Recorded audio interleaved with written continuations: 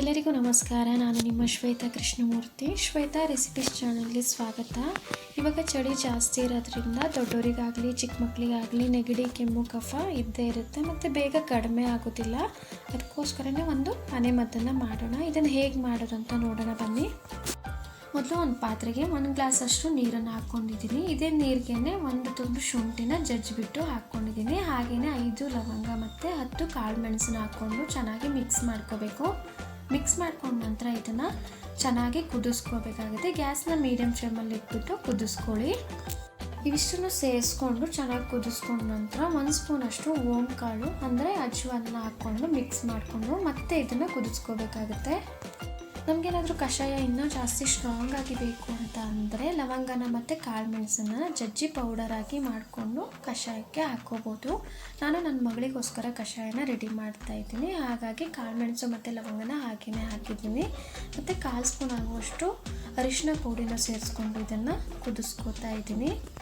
ನೀವೇನಾದರೂ ಚಿಕ್ಕ ಮಕ್ಕಳಿಗೆ ಕಷಾಯನ ರೆಡಿ ಮಾಡಿ ಕೊಡ್ತಾ ಇದ್ದರೆ ಕಾಳುಮೆಣಸು ಮತ್ತು ಲವಂಗನ ಹಾಕಿ ಚೆನ್ನಾಗಿ ಕುದಿಸ್ಬಿಟ್ಕೊಡಿ. ಜಾಸ್ತಿ ಸ್ಟ್ರಾಂಗ್ ಆದರೆ ಅವರಿಗೆ ಕುಡಿಯೋಕ್ಕಾಗಲ್ಲ.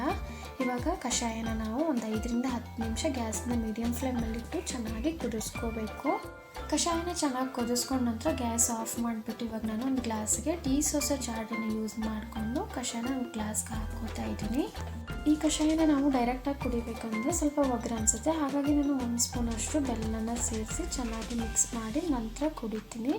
ಇದರಲ್ಲಿ ನಾವು ಇವಾಗ ಚಿಕ್ಕ ಮಕ್ಕಳಿಗೆ ಕೊಡಬೇಕು ಅಂದರೆ ಒಂದು ಚಿಕ್ಕ ಟೀ ಗ್ಲಾಸಲ್ಲಿ 1/4 ಗ್ಲಾಸ್ ಆಗುವಷ್ಟು ಮಾತ್ರ ನಾನು ನನ್ನ ಮಗಳಿಗೆ ಕೊಡೋದು.